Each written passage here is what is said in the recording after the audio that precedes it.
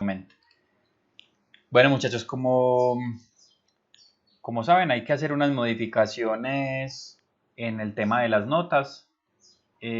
Ha pasado, pues, me imagino, con la mayoría de materias. Entonces, voy a compartirles aquí la pantalla para que miremos cuáles son las modificaciones que deberíamos hacerle, pues, al curso de dibujo 3. Bueno, como pueden ver ahí, esta es la concertación, pues, que tenemos en el Drive. La idea es sobre todo un poco lo mismo que estábamos hablando ahora. Nosotros tenemos estos dos ejercicios, principalmente el aprendizaje basado en retos, que es el rápido. Este vuela, ya no se hace pues porque los docentes acordamos no hacerlo más este semestre por esta contingencia. Entonces nos quedaría ese vacío de 5%. El reel sí me parece pues importante hacerlo. Acá también hay una función muy similar a lo que hablábamos en Taller Central 3. El reel es una herramienta que hay que estar constantemente repitiendo con el fin de pulir y de sofisticar pues como esas entregas. Bueno, entonces, basado en eso, la propuesta que yo les haría, nosotros tenemos estos tres ejercicios para culminar pues el trabajo de la Universidad de Dibujo 3, que son el Made Painting, el fondo con paletas de color y el reel. En este caso, me parece que son de más importancia tanto el fondo con paletas de color como el Made Painting. Entonces, lo que yo recomendaría es subirle ese 5% del rápido al Made Painting y quedaríamos con 15 y 15 ambos ejercicios y 10% el reel. No sé qué piensen, si les suena o qué recomendación o qué sugerencia harían para poder complementar ese 5% que nos queda sobrando.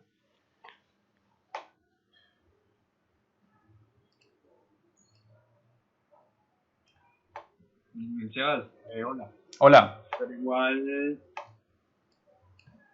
o sea, ¿le subirías como el nivel al trabajo o no habría ningún cambio que o solamente subirlo y ya? Pues, a ver, yo podría hacer eso. Yo lo podría hacer, pero sobre todo como, a ver cómo les explico. Lo que pasa es que este tema, pues, radica también un poco en que hay, pues, de pronto en estos grupos no tanto, pero hay algunos grupos que están teniendo grandes problemas técnicos en las casas.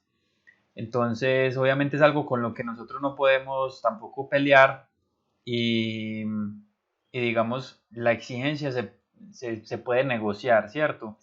Es decir, por ejemplo, hay estudiantes en clases como Maya y Tumbun que no les, el computador de ellos no les corren esos programas que son como un poco más, que requieren más pues como recursos. Entonces hay un problema muy grave ahí al momento de calificar esas entregas, haciendo que las entregas valgan el mismo porcentaje, pero entonces sean más sencillas. Esto podría depender de ustedes mucho. O sea, yo puedo hacer el mismo ejercicio que vale el 10% y que valga un 15%.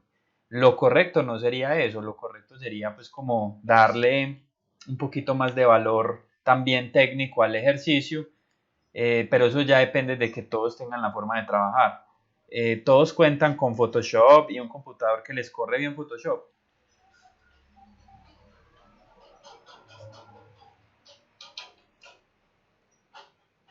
Les pido a todos, exacto, que me vayan contestando así sea por chat para yo saber si podemos hacer ese ajuste.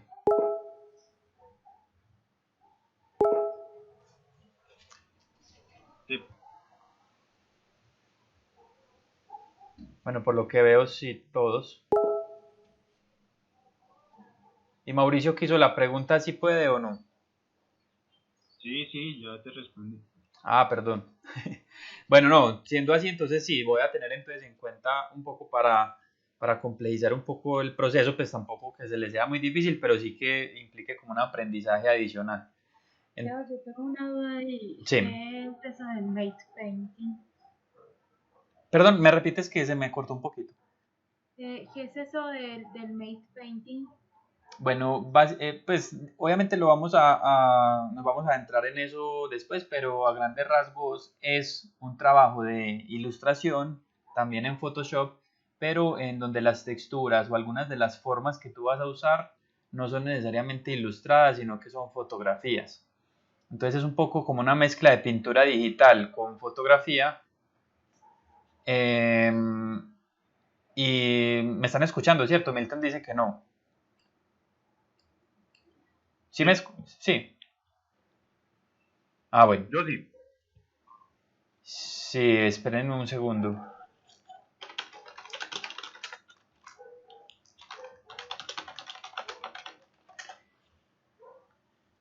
Milton, nada que me escuchas, ¿o sí? ¿Ahí ya me escuchas o todavía no? Parece que no. Ah, bueno, listo ya. Bueno, como les decía, entonces el matte painting es como un proceso también de fotografía, es decir, sea descargada, sea tomada, y de ahí se cogen texturas, se cogen algunas formas y se arma una especie de collage en Photoshop. Ahí ya también recurre un poco el tema de pintura digital y de manejo de algunas herramientas adicionales de ajustes de niveles, contraste, color y todas estas cosas, con el fin de que estos recortes no se vean supermontados, sino que todos se vean como que hacen parte de esa composición. Voy a buscar a ver si rápidamente tengo acá uno a la mano. Eso lo podría yo tener, a ver en dónde, yo miro por acá rápidamente. Podría ser en...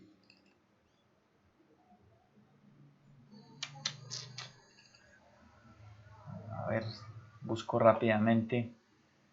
Es que yo soy un poco desordenado a veces con estos archivos. Sebas, Bueno, pero el matte painting, entonces, no necesariamente, o sea, yo lo tenía en la cabeza como si fuera para escenarios solamente, por ejemplo, sí. edificios, interiores, cosas de ese tipo. Bueno, lo que pasa es que el matte painting, sobre todo para la clase de nosotros, que dibujo 3 se enfoca sobre todo en ese desarrollo de fondos, sí está enfocado para eso, pero tú puedes hacer otras cosas. O sea, por decir algo, puedes tomar una foto de una persona, una modelo o un modelo, y sobre esa persona, no sé, tomarle fotos a ollas y con eso armar una armadura para ese personaje. Al mismo tiempo, pues también la composición del fondo. En fin, se presta como para todo eso. Les voy a compartir aquí pantalla de un ejercicio pues que se hizo en un curso anterior.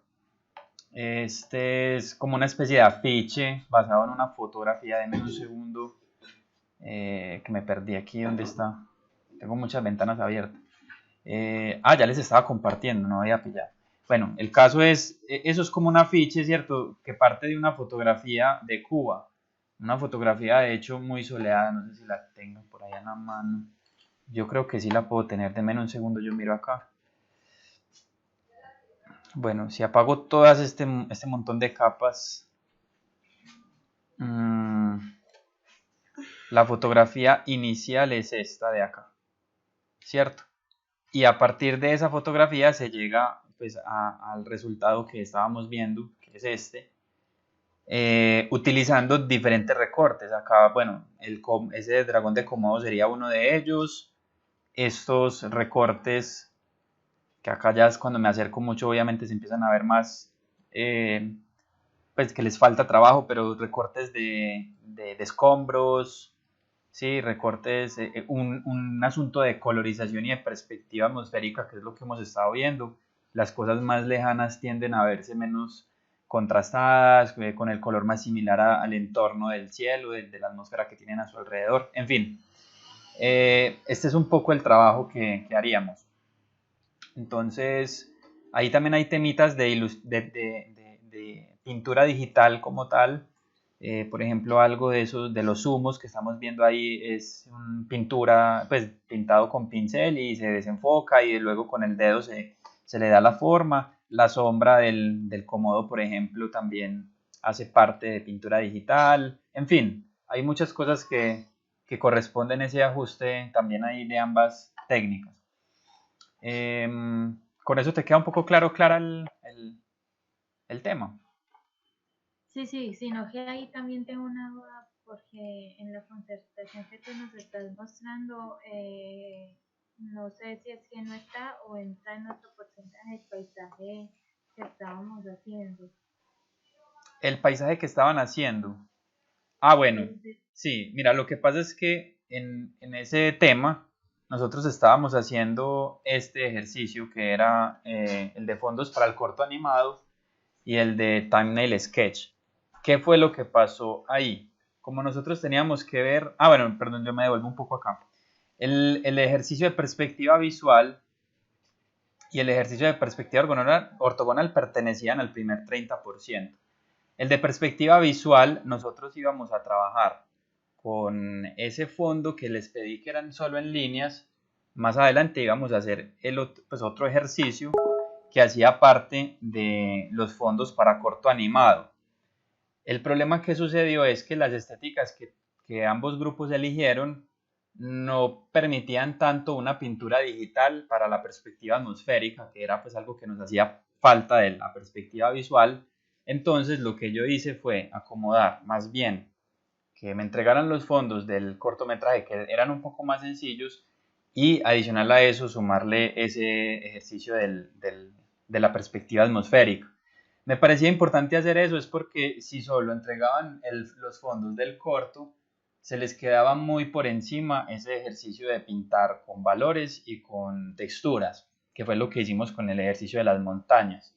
Entonces ahí lo que yo hice fue como hibridar esos dos ejercicios, sobre todo a juzgar porque ahí habían pocos fondos que había que hacerse, sobre todo en el corto de Capitán Ketchup, ¿cierto? Entonces, digamos que era como para poder coger ambas técnicas de ilustración que tuvieran que ver también con el tema de la perspectiva atmosférica y la textura, que no lo íbamos a ver tan fácil en el tipo de ilustración que estábamos haciendo para los cortos.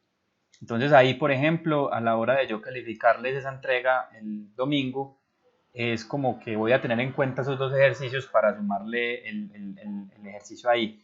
O lo otro que podríamos hacer, que es una muy buena pregunta, Clara, también, ya que lo estabas tocando, podríamos calificar el tema de las montañas como ese 5% que sobra del rápido y calificar los fondos del cortometraje como están ahí pues normalmente. No sé ya ustedes qué piensen en el respecto de eso.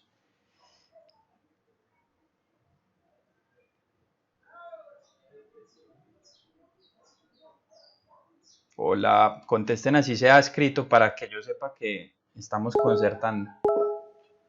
Sí, sí, pensé que tenía el micrófono abierto. O sea, el tema de lo que pregunta Clara es que hay un ejercicio que nosotros tenemos de más que como tal no está registrado dentro de la concertación, que es el de las montañas. Ese ejercicio iba a ser parte de ese 20%, que es un valor considerablemente grande, y que no alcanzábamos a ver el tema completo con los fondos del corto. Entonces, por eso se hizo el ejercicio de las montañas. Esa sería la alternativa pues, que estaba inicialmente. La otra alternativa es que ese ejercicio de las montañas pase a ser independiente de los fondos del corto y lo califiquemos en el 5% del rápido que correspondería a este último 40%. Esas son dos alternativas que tienen, ¿cierto? O sea, en realidad no va a variar mucho porque, bueno, estamos hablando como de un 5% que se puede sumársele al Made Painting o sumársele pues o dejarlo naturalmente como estaba dentro del 20% de los fondos de corto animado. Entonces, no sé, ustedes me dicen y lo podemos hacer sin ningún problema. De una. Bueno, los demás, ¿qué piensan?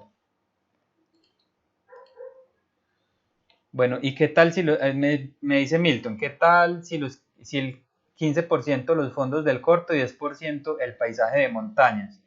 Bueno, no podría ser un 10%, tendría que ser en ese caso un 5%, porque si lo metemos en el fondo si lo metemos en la parte de fondos del corto, se tiene que completar es un 30% en total, es decir, 10% de los thumbnail y 20% de los fondos. Entonces sería 15% fondos y 5% el paisaje de montañas. Ahí, para poder completar el 30%. La otra alternativa es que los thumbnail sketch de los fondos, que es un ejercicio como muy rápido y que fue lo que hicimos al principio, que lo podemos ver incluso en los thumbnail sketch del storyboard, podríamos hacerlo más bien ahí, o sea, es decir, 5% del ejercicio de montañas, 5% del thumbnail sketch y 20% de los fondos. O 5% de thumbnail sketch, 10% fondo montaña y 15% fondos del corto. Creo que así podría funcionar mejor. Les quedaría mucho más cómodo a todos. ¿Qué piensan de? Yo la verdad me perdí como en la tercera opción. Bueno, a ver, miremos, voy a señalar lo que corresponde al segundo 30%. Nosotros tenemos en el segundo 30% que gastar 30%. O sea, no podemos gastar más de un 30%. Entonces tendríamos que distribuir, si así lo quieren, el ejercicio de montañas y esos dos que tengo seleccionados ahí en 30%. O sea, que valgan en total 30%. Entonces, una alternativa, según lo que estaba planteando Milton, podría ser 15% los fondos del corto, 10% la montaña y 5% el thumbnail sketch. Ya que el thumbnail sketch, como eran unos bocetos rápidos, pequeños, pues no son como tan, pues no tienen que valer un 10%. Y así le daríamos el 10% a las montañas y el 15% a lo otro. Yo miro por acá. Bueno, por acá me dicen que les gusta más la última. ¿Qué piensan los demás o qué? ¿O cómo consideran que podríamos repartir? Repites por favor la última. Sí, sería entonces 5% el thumbnail sketch, 10% la montaña y 15% los fondos para el corto.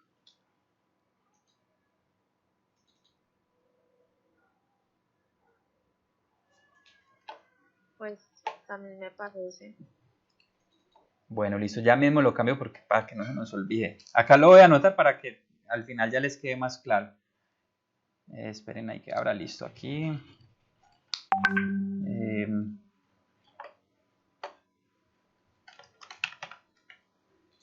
Entonces sería algo así. Este vuela. Este vuela y estos fondos, estos los correríamos para acá.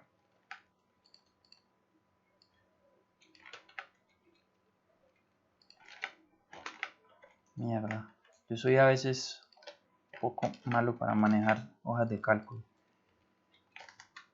Listo.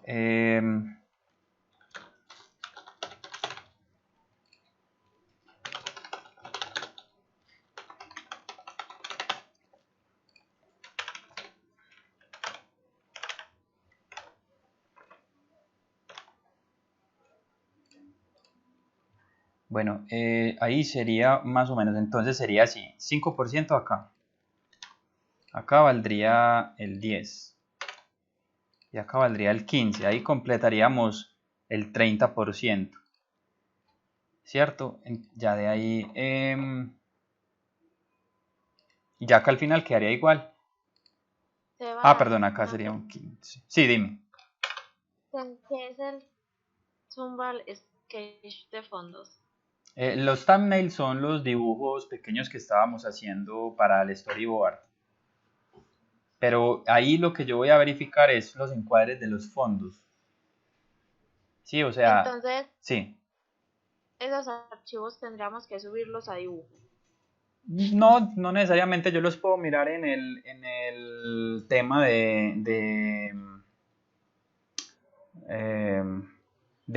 Taller Central 3, eso los puedo mirar ahí, ¿cierto? El tema es que yo sí tengo que discutir una cosita, sobre todo es con Mauricio, porque Mauricio no hace parte de ese curso. Entonces, eso lo hablamos ahorita vos y yo y organizamos ese tema. Es que esto se desorganiza un poquito, sobre todo por el tema de las montañas atmosféricas. Ese temita sí se descuadra un poco la materia. Pero creo que así lo podemos dejar y ahorita lo hablamos pues, vos y yo internamente para cuadrar. Bueno, entonces, denme un segundito, muchachos.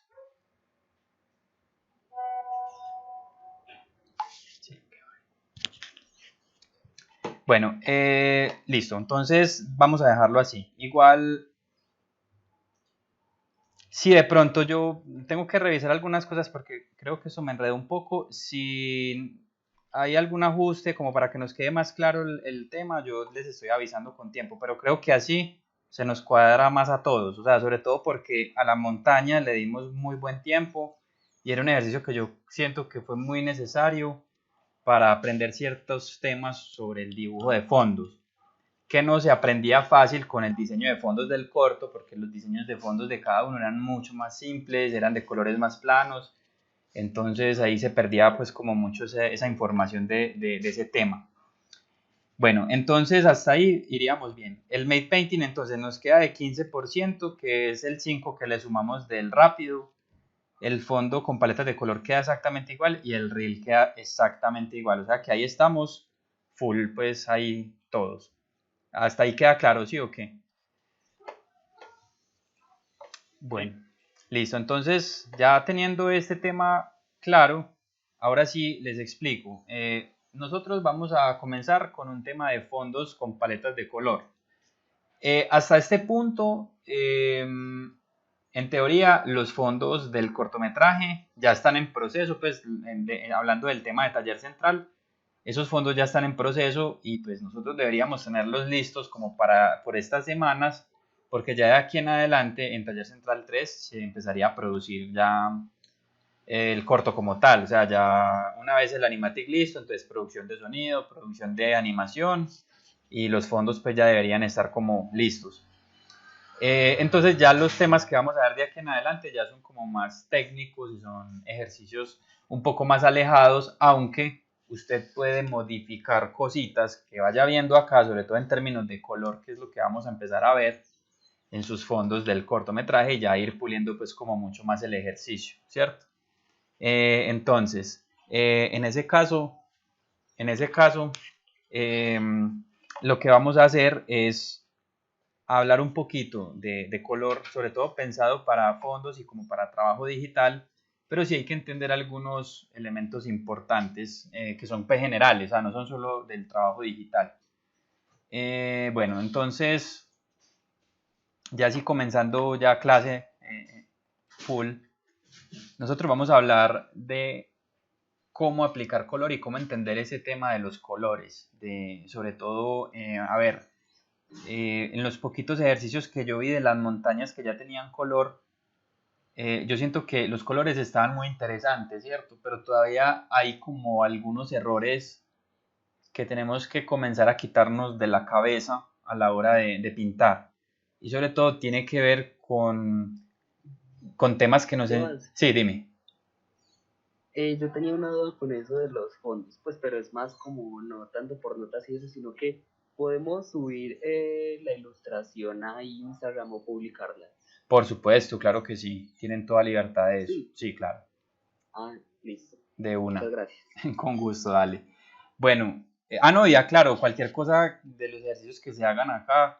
eh, a ver, de pronto, nosotros vamos a hacer un ejercicio en este de color que este creo que sí lo veo un poco más difícil para subirlo, porque como no nos va a interesar aquí el tema de dibujar, sino de simplemente aplicar color, se va a usar un fondo que si es de un autor distinto, pues de un artista, pues X. Entonces, ahí sí sería más difícil a menos de que lo nombremos, ¿cierto? Yo les podría pasar el crédito de la persona y ustedes podrían decir como estudio de color basado en la ilustración de tal persona, ¿cierto? Ahí sí lo podrían subir sin ningún problema. Pero siempre es importante pues como dar esos derechos de autor. En el caso de lo mío no es tan necesario.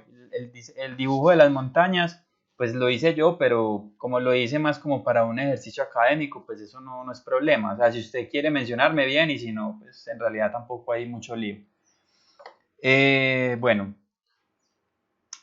aquí entonces, hablando pues en términos de color, lo que les quería como aclarar inicialmente es que yo siento que académicamente en las escuelas o en los preescolares y todo esto, nos dan informaciones que son obviamente básicas, pues a un niño no le pueden explicar que el color tiene tal densidad y las ondas de color, bueno, en fin, pero sí nos dan información que a veces se nos queda muy grabada y se nos queda incluso en la adultez y en estos momentos que estamos trabajando.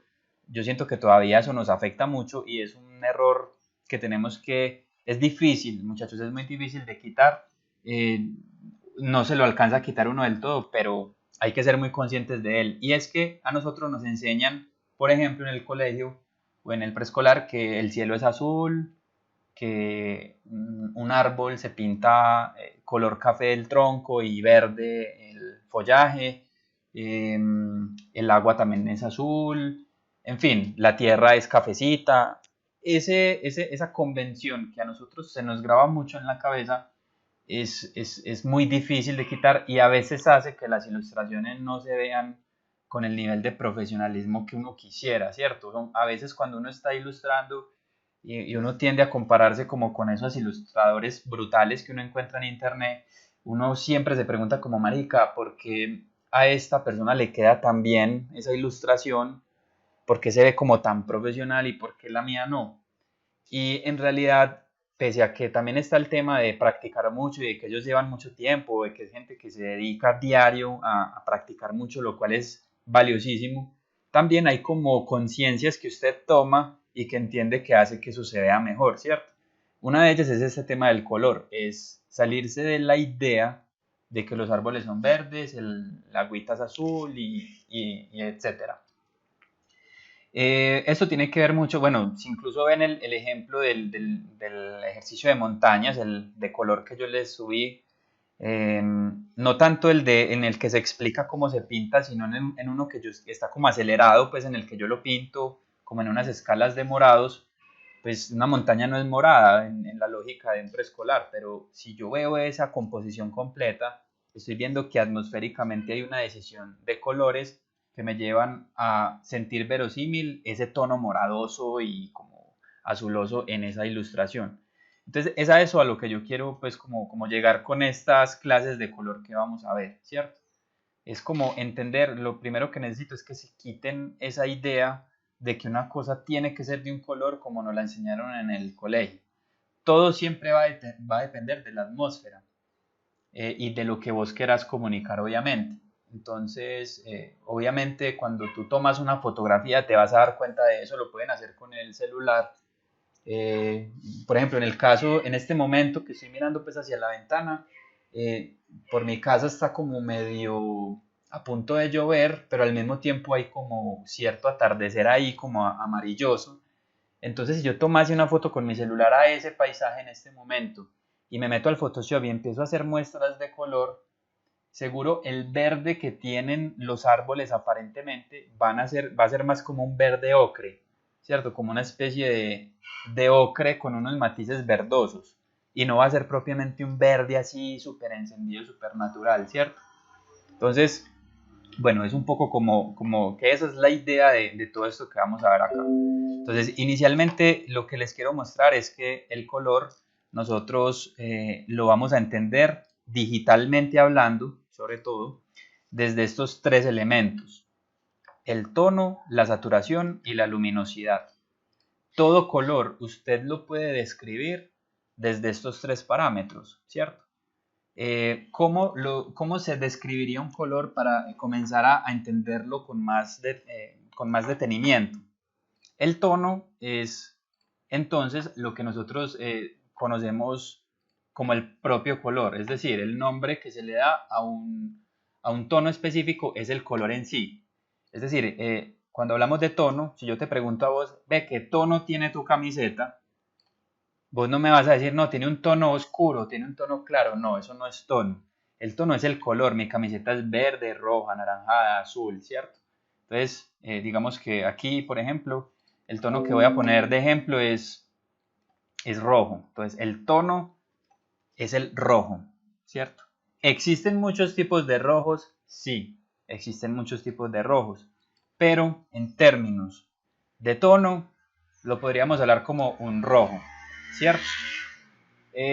Digamos, en la escala de colores, si yo miro acá, por ejemplo, esta paleta que ven acá, pues yo puedo tenderlo, ese rojo lo puedo hacer como con tendencia hacia un amarillos o lo puedo hacer en tendencia hacia morados, ¿cierto? Si por ejemplo yo llego a este punto que en teoría seguiría siendo un rojo más o menos, pues ya este deja de llamarse rojo y se llama magenta, ¿cierto? Si yo lo paso hacia este lado, deja de llamarse rojo y se llama naranja. No siempre todos los tonos tienen un nombre muy específico, ¿cierto? No sé, por ejemplo, en los verdes, yo puedo estar aquí en verde, pero también estoy acá todavía en un verde y todavía estoy acá en un verde. Eh, Acá ya se podría hacer como una mezcla de nomenclaturas. Yo tengo muchos errores, pues porque yo no los menciono como son, pero es una forma como que en mi cabeza me grabé para aprender algunos colores y es cuando yo digo, por decir algo, un verde azulado o un verde rojizo, ¿cierto? Como ese tipo de cosas. Como para entender un poco, cuando se habla en esos términos, se habla como de un color predominante mezclado con un color ahí de manera más secundaria, ¿cierto? Entonces, no sé, el rojo aquí es el predominante, pero si yo lo tiro acá, no sé si lo pueda llamar naranjado, entonces lo podría llamar como un rojo amarillento, ¿cierto? Algo así. En fin, entonces el tono es el nombre que yo le voy a dar a mi color. Luego tenemos la saturación. La saturación es otro elemento fundamental.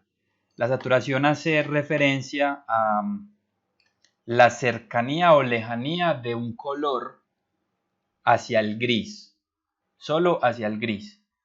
Entonces, siguiendo el mismo ejemplo con mi color rojo, por ejemplo, si yo cojo esto así y digo, bueno, perdón,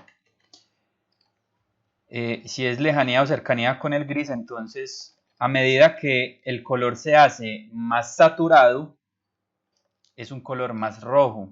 O sea, veo más el color rojo en sí mismo, ¿cierto? Entonces acá hay mayor saturación, perdón, aquí tenemos mayor saturación, mayor saturación y acá tenemos menor saturación.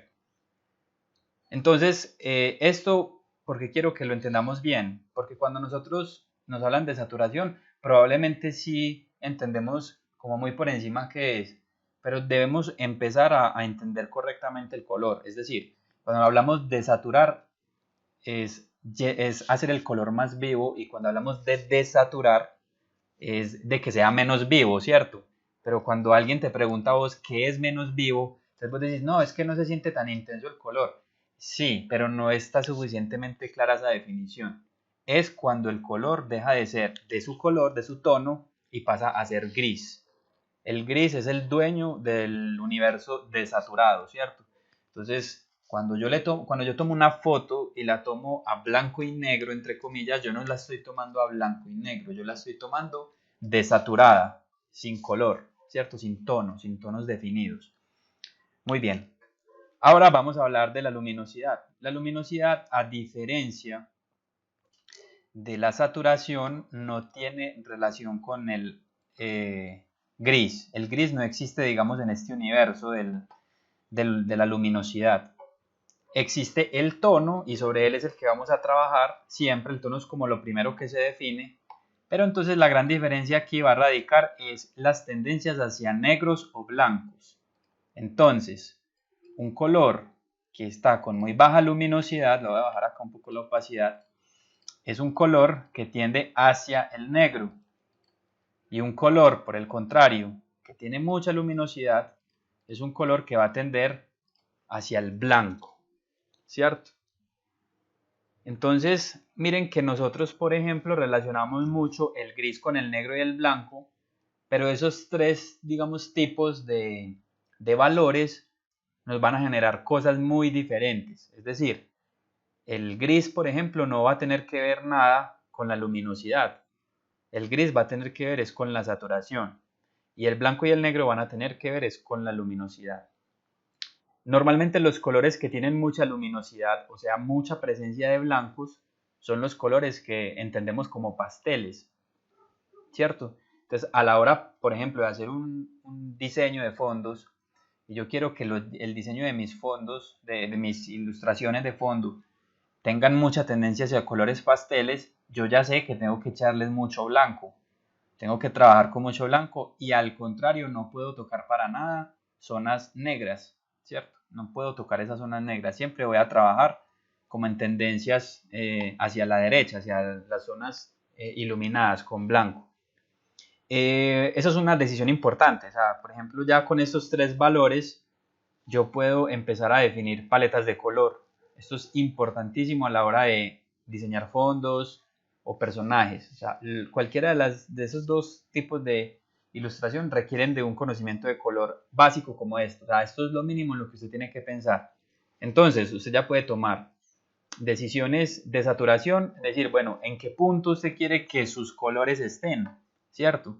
Usted quiere que sus colores sean todo el tiempo saturados, o pues o sean saturados en sí todos, o querés que sean colores menos intensos y que sean como más tranquilos, que uno los vea como más tranquilos, o por el contrario querés que sean escala de grises, ¿cierto? Entonces aquí estaría como la primera decisión que tenemos que tomar, en qué tanto nivel de saturación vamos a trabajar nuestros colores. Y pues la idea general, es una idea pues muy genérica, es que todos los colores correspondan a ese tipo de saturación que ya definiste.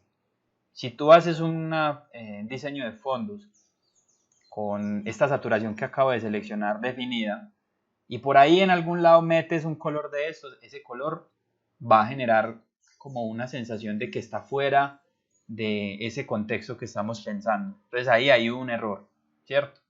A menos de que sean cosas muy puntuales, ¿cierto?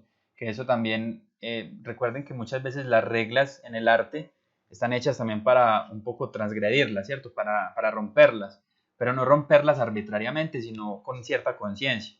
Tal vez en un fondo de escalas azules en el que yo estoy trabajando con este nivel de saturación, hay una piedra muy importante que el personaje tiene que coger y es como ese elemento resaltado en términos narrativos, pues a lo mejor puede ser funcional que ese color en particular o ese objeto tenga ese nivel de saturación adicional. Entonces, bueno, esa sería la primera decisión, el nivel de saturación. Y obviamente el nivel de luminosidad. No quiere decir que entonces usted en una paleta de colores no pueda usar de todos los tipos de luminosidad. Sí, pero cuanto más definido tenga usted el rango, su paleta de color va a estar más cuidada, ¿cierto?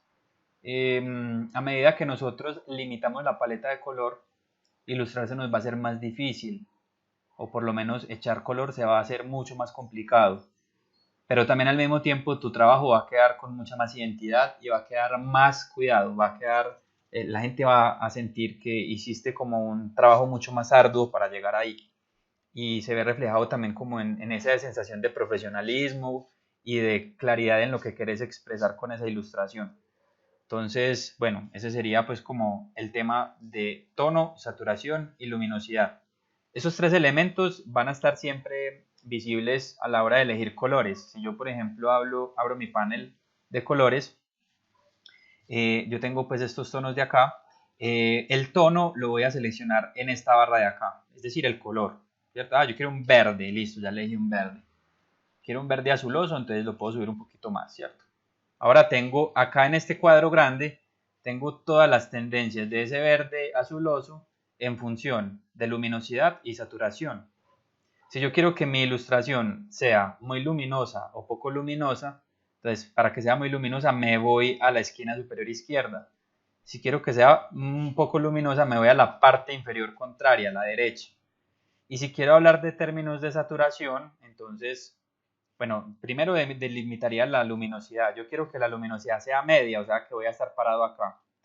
Y la saturación la delimito de izquierda a derecha, siendo izquierda desaturado y siendo derecha saturado. Entonces, quiero que sea desaturado, entonces me voy yendo para la izquierda. Ahí tengo un verde azuloso desaturado con luminosidad media, ¿cierto? Si quiero que sea muy saturado, entonces lo tiro hacia acá. Perdón, ahí moví el tono. Entonces, ahí acabo de tener en el lado derecho, tengo un verde azulado de luminosidad media con alta saturación, ¿cierto? Ese es mi color. y así sucesivamente voy a jugar con todos los colores que yo tengo. Entonces miren que ahí los parámetros están listos. Bueno, esto es como por el lado más básico en términos de color, de cómo hallar un color fácilmente, ¿cierto? O sea, supongamos, voy a hacer un ejemplo rápido nuevamente, quiero un verde militar, ¿cierto? Un color verde militar. Entonces, si empezamos a desgranarlo en tono, ya sé que es un verde, pero el verde militar tiene más cercanía con el amarillo que con el azul, ¿cierto? Entonces, si me vengo a verde, cuanto más lo acerque al amarillo, más cerca voy a estar de un verde militar. Entonces ya estoy en los verdes que más o menos necesito. Lo voy a poner en la mitad, pues, no, lo voy a poner acá arriba, digamos, ¿cierto?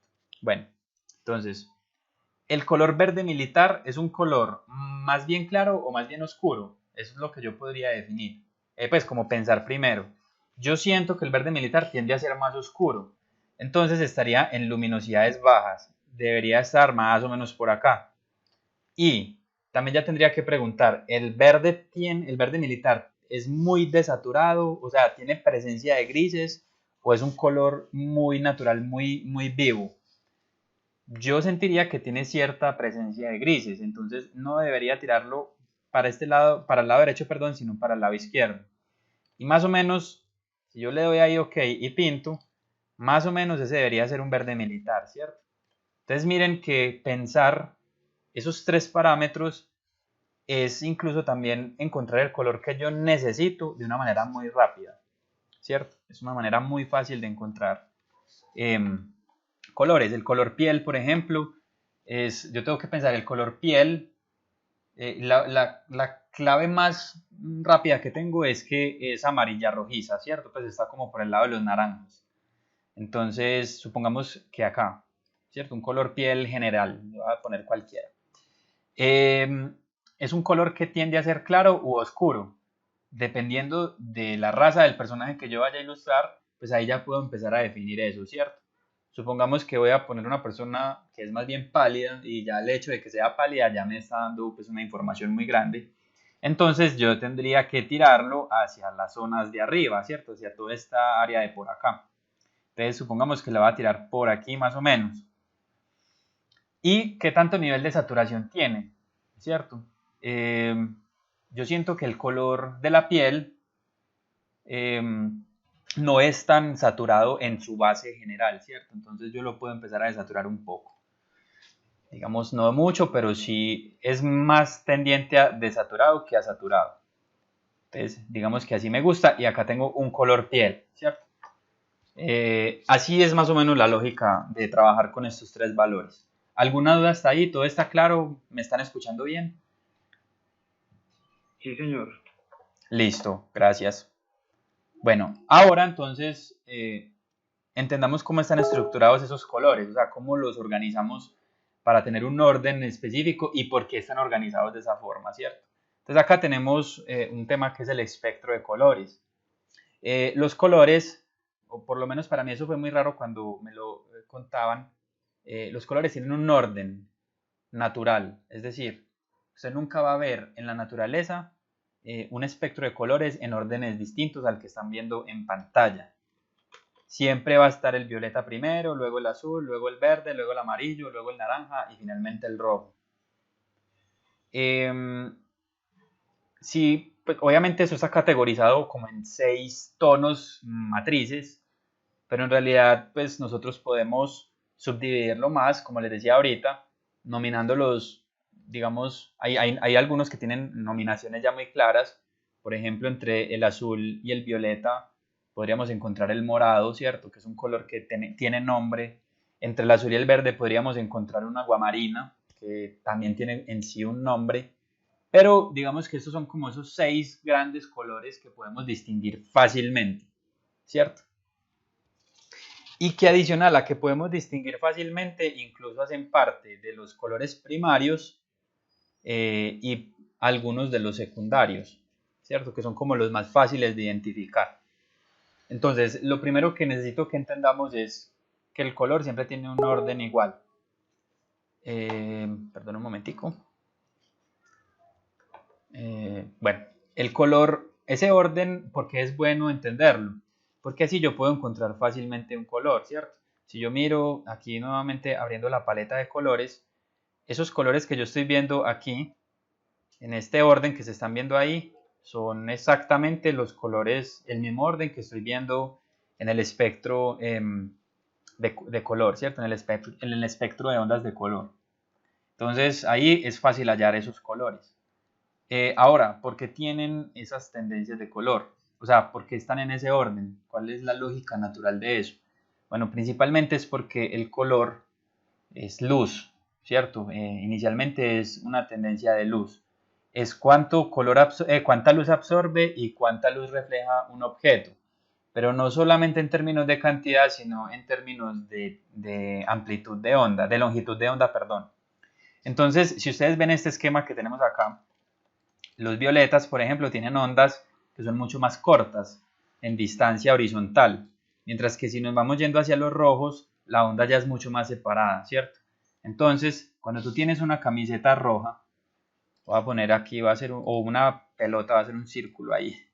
Cuando tú tienes un círculo rojo, más allá de que el color en sí sea el rojo, el de ese círculo, lo que va a suceder es que al yo tirar una luz blanca, si yo tiro una luz blanca, la luz blanca es la unión de todos los colores en términos de luz.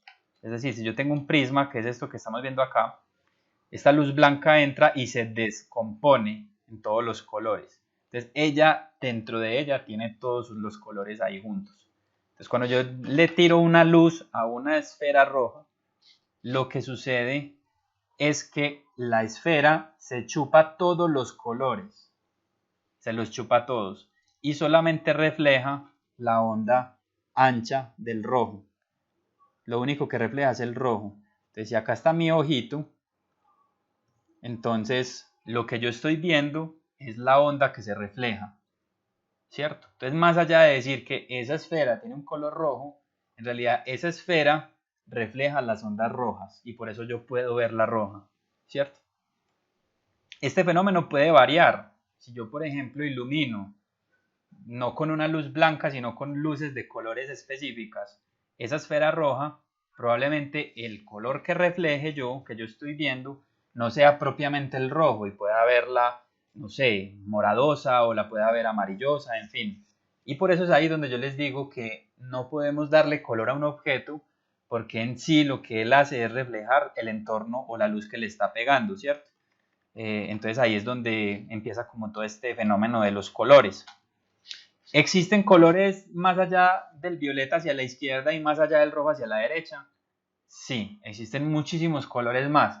De hecho, el rango de color que tenemos los humanos es muy corto. Aquí, pues, para que lo veamos con más claridad en esta imagen de abajo, este parámetro de colores que están viendo acá, que serían todos los colores visibles por el ojo humano, solamente ocupan esta parte que están viendo ahí, eso que estoy marcando con rojo. O sea, es un espectro demasiado pequeño respecto al resto de ondas de color que hay, ¿cierto? Hacia el lado izquierdo entonces del violeta tendríamos los ultravioletas y hacia el lado derecho del rojo tendríamos los infrarrojos, ¿cierto? Existen aparatos y elementos que generan este tipo de rayos, incluso los rayos X, como ven aquí, los rayos X tienen una longitud de onda mucho más corta que el violeta y nosotros no los podemos ver, pero ellos están ahí, ¿cierto? Y probablemente, no sé si existe algún ser vivo que tenga esa capacidad de ver rayos X o rayos gamma, eso sí, ahí les quedo como con esa duda. Estoy seguro de que hay seres vivos que ven ultravioleta y ven infrarrojo. Y esto es una visualización que para el ojo humano por lo menos es imposible saber cómo es, ¿cierto? Nosotros los humanos tenemos aparatos que nos permiten ver infrarrojos y ultravioletas, pero lo que hacen esos aparatos es convertir esos colores en colores que nosotros sí podamos ver, ¿cierto? Entonces, por ejemplo, los ultravioletas, si se ve una persona con un filtro ultravioleta, se va a ver como si estuviera quemada, se ve súper rara. Y por ejemplo, cuando vemos estos videos de calor, estos mapas de calor que se ven como un montón de colores así, y cuando es caliente entonces se ve como más rojo y cuando es más frío se ve azul, eso es una interpretación de algunos de esos colores que nosotros no podemos ver fácilmente, pues que no podemos ver a simple vista. Entonces, aclarando esto, pues es importante entender este tema, sobre todo a juzgar por el orden de los colores, a entender que los colores siempre tienen el mismo orden, pero también entender que el color que nosotros vemos depende de la luz que le pegue al objeto. Eso va a determinar un cambio brutal. O sea, si usted ilumina esa pelota, esa misma pelota roja, con una luz morada, estas como con la que se revisan los billetes, les aseguro que la bola no se va a ver roja, se va a ver o negra o se va a ver, dependiendo del material que tenga, se va a ver de otro color, en fin, lo que sea. Pero entonces miren que ahí es totalmente determinante la luz, la atmósfera y como el tono de color que usted tenga. Basados en eso entonces tendríamos dos formas de llamar a los colores primarios, que eso es otro, no diría que error, pero sí es como un paradigma que le queda a uno muy marcado desde niño, y es que a nosotros nos enseñan que los colores primarios es el amarillo, el azul y el rojo, y esto está un poco alejado de la realidad, ¿cierto? Demasiado alejado de la realidad. De hecho, los colores primarios, como nos los enseñan en el colegio, no deberían ser amarillo, azul y rojo, sino amarillo, magenta y cian, que son estos que estamos viendo en la imagen. Estos son los colores primarios, amarillo, magenta y cian. Bueno, ¿qué diferencia tiene llamarlos amarillo, magenta y cian? Pues que el magenta no es un rojo, el magenta es una especie de fucsia, digámoslo así. Y el cian no es un azul, es una especie más bien de aguamarina, ¿cierto? Por eso es que cuando a uno lo ponían a pintar con vinilos amarillo, azul y rojo, se hacía el círculo cromático en el colegio, pero seguro que no le iba a salir nunca un color tan fiel a lo que usted estaba esperando, sino que tendían a quedar más bien oscurosos esos colores, ¿cierto? Entonces, cuando hablamos de esos tres colores, decían de amarillo y magenta, estamos hablando de colores sustractivos, o sea, colores pigmento o colores que cuando se suman, que esto es como, digamos, lo más importante, cuando se suman los tres colores, el resultado es negro, ¿cierto? Esto cuando nos importa a nosotros, cuando estamos hablando de pintura análoga, cuando estamos pintando en una hoja de cuaderno, cuando estamos pintando con vinilos, cuando estamos pintando en un caballete, lo que sea, ¿cierto? En acuarelas, en fin. O sea que esto lo tenemos que olvidar, sobre todo cuando estemos, pues olvidar me refiero a que es importante ser consciente de que existe, pero cuando estemos ilustrando digitalmente, que es lo que a nosotros nos compete, este sistema de color no nos sirve. Esto no funciona en un entorno de colores iluminados, ¿cierto? Entonces, este sistema que estamos viendo acá, que es el que nos deberían enseñar en el colegio, es el que se conoce como el sistema CMYK. Y no es otra cosa distinta a, bueno, aquí aclaro una cosa, en realidad el sistema se llama CMY. Y no es una cosa distinta a las iniciales de los colores, cian, magenta y amarillo en inglés, ¿cierto? Bueno, ¿por qué aparece una K normalmente? Porque por mucho que usted quiera, cuando usted mezcla los tres colores, se le va a dar un tono muy cercano al negro, pero nunca va a ser el negro. Entonces, las impresoras, las litografías, los que imprimen libros, ilustraciones, afiches, técnicamente sintieron la necesidad de agregar una tinta que sí sea propiamente negra, para que no se vea lavado como estamos viendo acá. Miren que esto, pues si yo hago una toma de color específica de eso, como tal eso no alcanza a ser un negro, eso alcanza a ser es como un marronudo ahí raro, ¿cierto? Un marrón, como un grisáceo oscuro, marrón extraño. Entonces, por eso se agrega pues esa tinta adicional. Lo curioso de estos colores es que cuando tú los mezclas en esos órdenes que son específicos, o sea, amarillo, magenta y cian, el color secundario que sale ahí debería ser, en el caso de magenta y cian, debería verse azul. En el caso de cian y amarillo debería verse un verde. Y en el caso de magenta y amarillo debería verse un rojo. Y miren que esos ya serían colores secundarios. Y a nosotros nos enseñaron que el rojo, el azul y el amarillo son los primarios. Pero miren que la regla real es que el rojo y el azul, como los vemos acá, son secundarios. Este es el azul y este es el rojo. Son colores secundarios, o sea que son el resultado de la mezcla de dos colores. Ahora, también pasa otro fenómeno muy curioso, y es que nosotros tenemos el rojo, el azul y el verde, pero al mismo tiempo estos dos colores nos van a dar como resultado los colores primarios del sistema aditivo. Miren que es el rojo, el verde y el azul. Son los colores del sistema aditivo, colores primarios.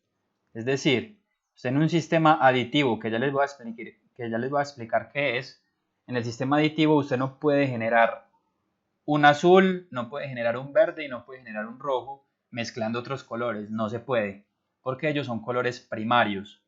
Y lo curioso es que son inversos a los de abajo, es decir, los secundarios de los colores aditivos son los primarios de los colores sustractivos. Como pueden ver, tenemos el magenta, el cian y el amarillo. Ahora, esta vaina, ¿por qué pasa? ¿Qué es lo que sucede ahí?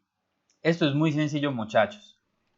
Estos colores que están acá abajo son pigmentos, como les decía ahorita, son pinturas o pigmentos.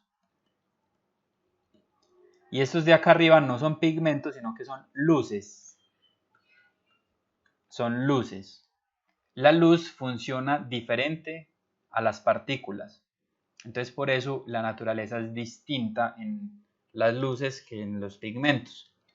Ahora, ¿qué pasa entonces? A diferencia de lo que pasaba con los colores primarios, los primeros colores, los sustractivos, cuando yo los mezclaba todos, ellos me daban la tendencia al negro, ¿cierto? En la teoría. Cuando yo mezclo los colores aditivos, me dan es el blanco. Es decir, volviendo a lo que estábamos viendo acá atrás, la luz blanca es la mezcla de todos los colores, ¿cierto?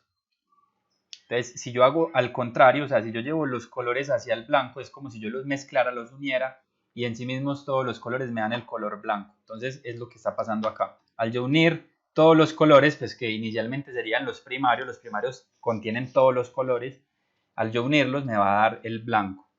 Y eso pasa cuando los colores son luz. ¿En qué escenario los colores son luz? En la ilustración digital. Nosotros cuando dibujamos en Photoshop, cuando dibujamos en un computador con una pantalla, estamos dibujando con colores iluminados, con luces. Nosotros simplemente le estamos diciendo a la pantalla, si por ejemplo yo tengo la pantalla aquí en gris, la pantalla lo que está haciendo es iluminar. Las pantallas tienen tres colores, les voy a mostrar aquí rápidamente. Tienen píxeles, pues como sabemos, ¿cierto? Y cada píxel está conformado por una bolita roja, una bolita azul y una bolita verde, que viene a ser, pues no estoy cogiendo los colores exactos, pero más o menos son esos. Bueno, entonces eso es un píxel de un computador o de una pantalla, de televisor, de lo que sea. Eso obviamente está compuesto de muchos, ¿cierto? Es básicamente que yo coja todos estos píxeles, los duplico muchas veces y ellos me van a generar el color. Cuando yo obtengo este gris que están viendo en la pantalla, el gris es básicamente que los tres colores de cada píxel están iluminándose, pero están iluminándose a la mitad de la fuerza, los tres al mismo tiempo, ¿cierto? Entonces eso me va a generar esta sensación de gris, claro. Si se pone blanca la pantalla, lo que va a pasar es que los tres colores al mismo tiempo de cada píxel están iluminándose al máximo, ¿cierto? Cuando yo pongo un color específico, como por decir algo el amarillo, cuando yo pinto con amarillo en la pantalla, lo que está sucediendo es que los píxeles de esa parte de la pantalla que están amarillos, esos píxeles están atenuando el azul sea, el azul, aquí yo creo que se me fue la mano, aquí voy a bajarle, listo. El azul se atenúa, o sea que empieza a desaparecer, a apagarse, ¿cierto? Y tanto el amarillo, el verde como el rojo se iluminan lo que más puedan. La combinación, como veíamos acá, de verde con amarillo, perdón, de verde con rojo, nos da el amarillo. Entonces, aquí la presencia de los colores en la pantalla, verde y rojo y apagando el azul, me va a dar como resultado el amarillo. ¿Esto cómo sucede? ¿Cómo físicamente sucede? Es simplemente que el Photoshop manda esa señal a la pantalla, pues al software como tal, y dice que esos colores de ahí se apaguen, unos y otros se prendan. Esa es como la función de ilustrar en digital, ¿cierto? Entonces nosotros tenemos que entender muy bien este tema de los colores, sobre todo los aditivos, que son los que corresponden al sistema de colores que vamos a trabajar siempre en pantalla. Cuando usted trabaje para algo impreso, si usted tiene que hacer un afiche o algo, sí tiene que trabajar con colores sustractivos, pero la recomendación que yo le hago es que como el Photoshop es un programa que está diseñado en un entorno de colores luz, es que siempre trabaje con colores luz, siempre. Haga su ilustración completica con colores luz. Y una vez la termine, una vez ya quede todo lo que usted iba a pintar y a ilustrar, ahí sí la convierte a colores sustractivos. ¿Usted cómo manipula el color en Photoshop para volverlo sustractivo o aditivo? Sencillo, simplemente se mete a imagen, a modo, la primera opción que te sale en imagen, y acá aparecen los dos modos de color, CMYK y RGB. Les voy a mostrar un fenómeno que pasa fácil, que podemos notar acá muy sencillo, y es voy a pintar un verde, el verde 100%, que es el verde pues primario de color luz. Si yo pinto con este color en digital, que ahí lo estoy haciendo pues en RGB, todo se ve muy bien, ¿cierto? Pero ahora le voy a decir al computador que ya terminé mi ilustración, la quiero imprimir, que me la pase a CMYK. Van a ver qué va a pasar. Le digo modo y le digo que me lo pase a CMYK. Bueno, le digo que me las una, no hay problema. Y miren cómo se puso mi verde, ¿cierto? Miren lo que era antes y miren lo que se volvió después. El verde cambió dramáticamente. ¿Es por qué? Porque estos colores tan iluminados como ese verde que estamos viendo ahí, que es muy encendido, es imposible sacarlo en CMYK. Es imposible. Entonces hay colores que tenemos que poner mucho cuidado con ellos a la hora de pasarnos a CMYK. Y si usted está haciendo una ilustración, un fondo para una animación y la está trabajando en CMYK, le va a pasar eso que le estoy mostrando. Los verdes nunca le van a quedar tan encendidos, tan bonitos, pues son unos verdes vivos. Sobre todo los verdes son los que más sufren, los azules también. Son colores que van a ser muy difíciles de lograr en CMYK. Tú puedes acercarte a ellos, pero nunca vas a llegar a ellos fácilmente. Listo. Muchachos, ¿alguna duda hasta ahí?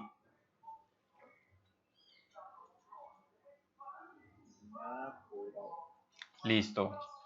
Bueno, ya para cerrar este temita, que obviamente se nos van a ir 2 clasecitas como en este asunto, les voy a hablar un poco del tema de las paletas de color, ¿cierto?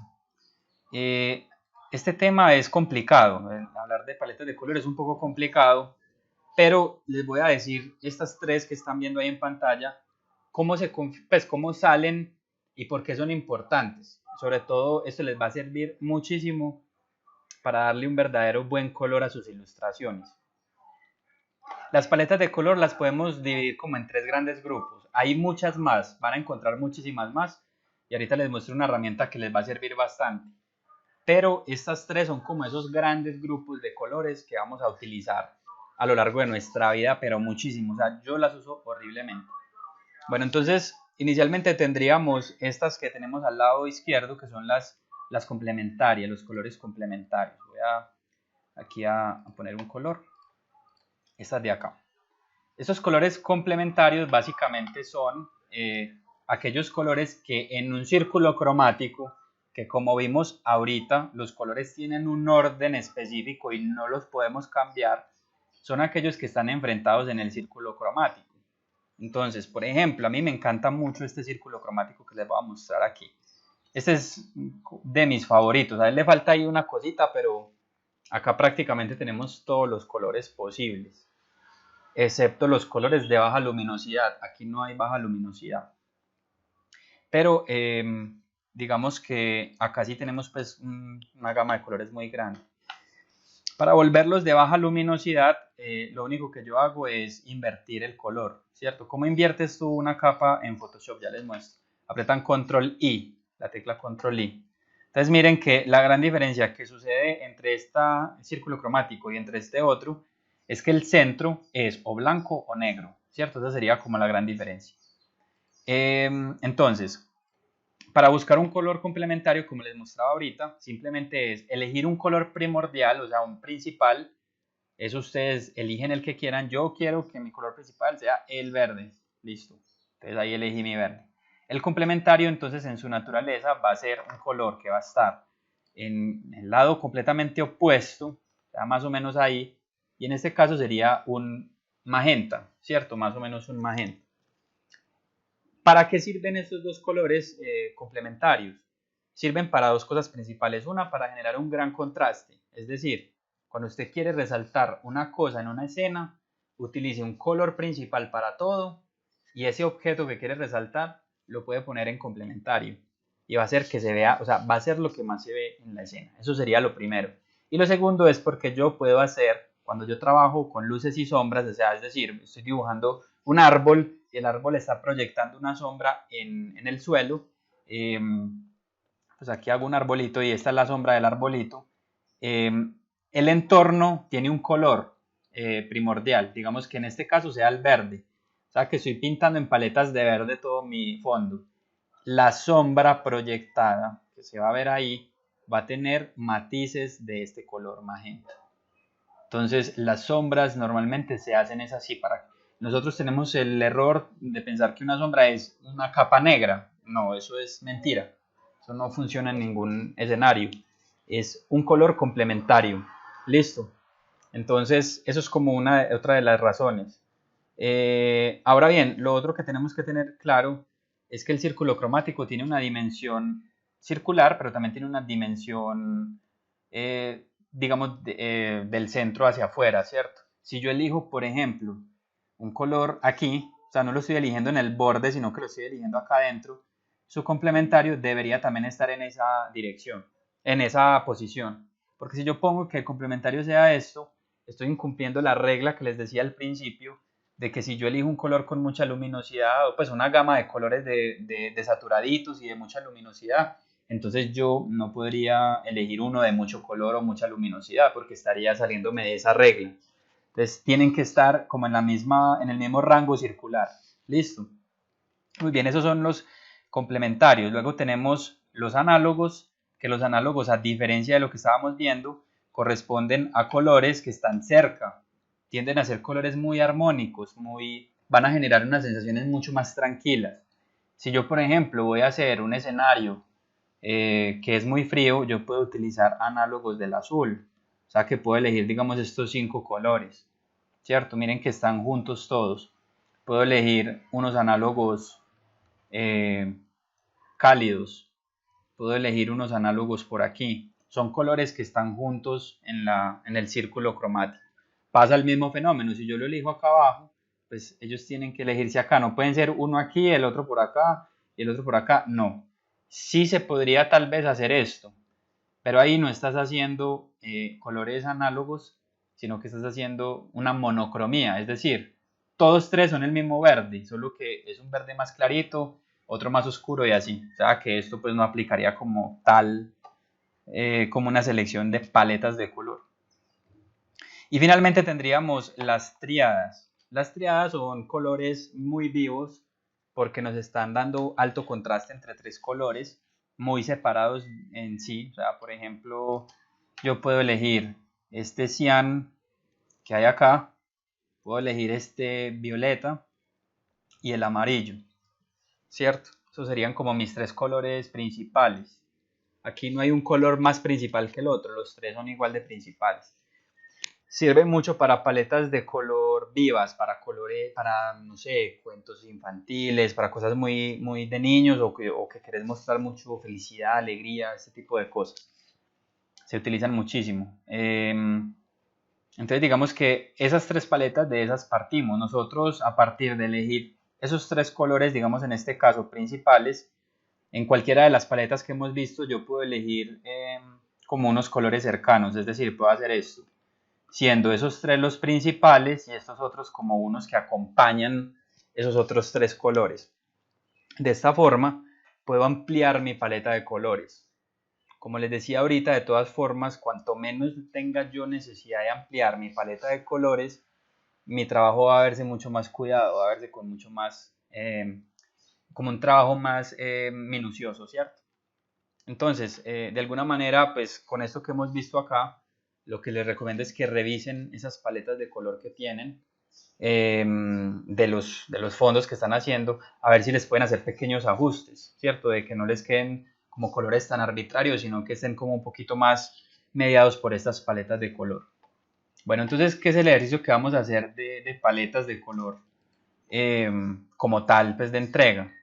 Yo les voy a mostrar a continuación una ilustración que, como les decía, no tengo en este momento el dato del nombre, se me perdió hace un momentico, pero se los doy ahorita.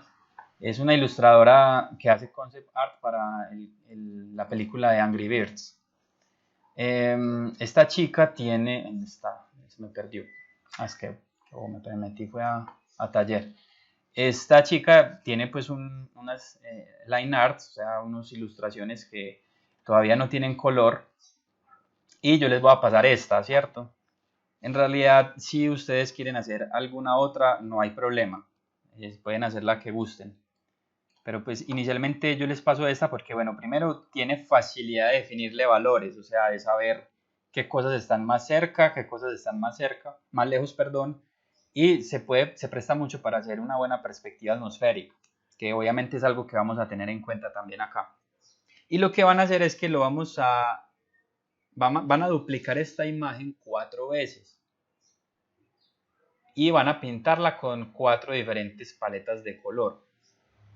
Aquí no voy a centrarme en el nivel de detalle que usted le ponga, las texturas y tan, sino que, como les digo, en los colores que usted está eligiendo, ¿cierto? Prácticamente es un poco el ejercicio de como si esto fuera un cuaderno de estos libros de dibujo que le compran a los niños y ellos pintan dentro de la línea.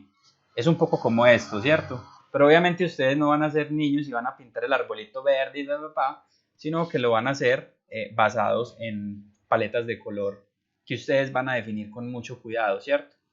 Las 4 ilustraciones que van a hacer son las siguientes, ¿cierto?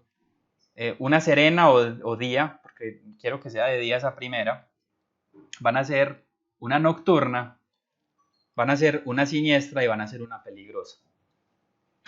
Listo. Entonces, básicamente duplicamos este line art, esa imagen que les voy a compartir, y la van a hacer en 4 versiones, en esas 4 versiones que están viendo ahí. ¿Sí? ¿Alguna duda? Sí, ese peligroso vendría a ser como que... Bueno, ustedes tienen muchas posibilidades ahí, yo por eso no quería como ahondar más, porque podría ser diabólico, podría ser como un peligroso, no sé, tipo Silent Hill, que Silent Hill es como grisáceo raro, ¿cierto?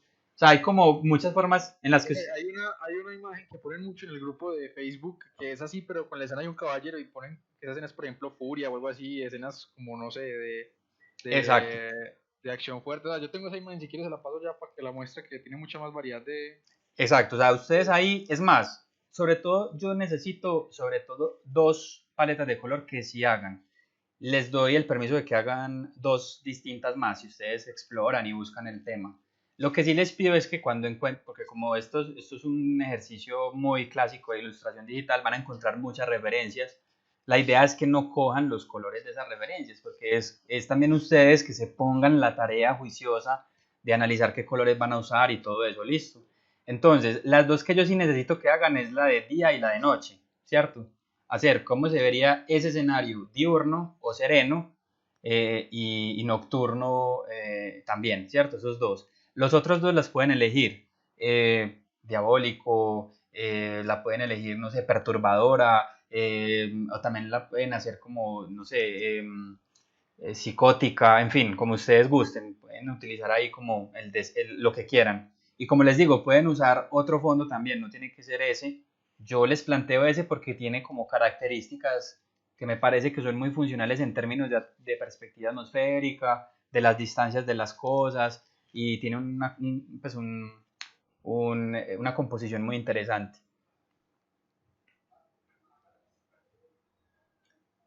Listo. Entonces, bueno, hasta ahí quedamos, muchachos. Ya les subo enseguida la imagen y cualquier duda me van comentando. Ya pues la próxima clase seguimos con otros temitas de color muy interesantes. Listo, Sebas, ¿en qué grupo estamos ahorita o qué? Sí, sí, sí. Yo tengo clase ya enseguidita. Entonces, si querés, yo te hablo cuando salga esa otra clase para ya cuadrar con vos. Hágale. Listo, papá, muchas gracias. Ahora. Bueno, me pregunta Milton que cómo hago para poner el círculo cromático. Bueno, pues digamos, yo no soy muy ducho para seleccionar paletas de color acá en Photoshop, pero el círculo cromático en sí es esto que tenés acá. Si vos querés hacer, bueno, sí se me pasó eso ya que me acordaste. Si vos querés hacer esto que estábamos de enfrentar colores y todo eso, yo les recomiendo más una página que ya les digo cómo se llama, que le cambiaron el nombre hace poco. Se llama Adobe Color, sí, sino que antes se llamaba Cooler. Así por lo menos la conocía yo. Ya les paso acá el linkcito para que lo tengan, ahí se los pasé al Hangouts. Y cuando ustedes entran en esa página, el acceso que van a tener es, ya les muestro acá. Yo le digo acá al iniciar crear. Y bueno, entonces él, por ejemplo, acá me está planteando 5 colores, ¿cierto? Estos colores, según lo que estoy viendo, son análogos porque están juntos en... Ah, bueno, acá dice análogos. Entonces, bueno, yo puedo acá hacer como una selección, digamos una triada, que fue lo de los triángulos que les mencionaba, monocromáticos, que era lo que les mencionaba también ahorita, complementarios, que serían los enfrentados, ¿cierto? Le puedo poner él por defecto me da como una sección de 5 colores. Entonces miren que adicional a que me muestra cuáles son los complementarios, también me muestra aquí pues como la paleta que estoy generando. Yo puedo hacer unas pequeñas modificaciones con el fin de hallar pues unos colores más específicos, pero en síntesis esto pues es un poco lo que se haría, ¿cierto? Entonces aquí pueden empezar a investigar paletas de color. Es una herramienta muy bacana. Yo lo que hago es, pues eso se puede como guardar en su sesión de Google, pero yo no me enredo la vida, yo simplemente cojo y recorto con la herramienta de recortes y eso lo copio y lo pego en Photoshop, ¿cierto? Yo en estos días hice una ilustración, vamos a ver si tengo por acá la paleta todavía. Hice una ilustración que básicamente era de 2 tonos, pero con algunas variaciones de esos 2 tonos. A ver dónde está, denme un segundito, yo les muestro rápido. Yo creo que es este. Bueno, esta ilustración básicamente tiene 2 tonos, unos tonos cálidos como ocres y los azules. Acá la paleta es esta. Voy a apagar todo este chicharrón de capas para que miren. Entonces, básicamente se están usando ocres y azules, pero entonces en sí esos azules yo les hice una pequeña variación como lo que les mostraba aquí, que miren que yo elijo un color y hacia los lados elijo unos tantos como más secundarios y saqué como más o menos estos pigmentos. Son muchos colores aparentemente, pero en realidad son 2, ¿cierto? Son 2 con modificaciones. Y así me cercioro de dar pues como un entorno cálido al interior de esa composición y el exterior un poco más frío, ¿cierto? Como cierta calidez dentro de ese vehículo. Entonces es un poco eso lo que los invito, como que empiecen a analizar qué colores y de acuerdo a esas intenciones qué es lo más conveniente para ustedes en sus proyectos. Listo. ¿Alguna duda adicional o algo?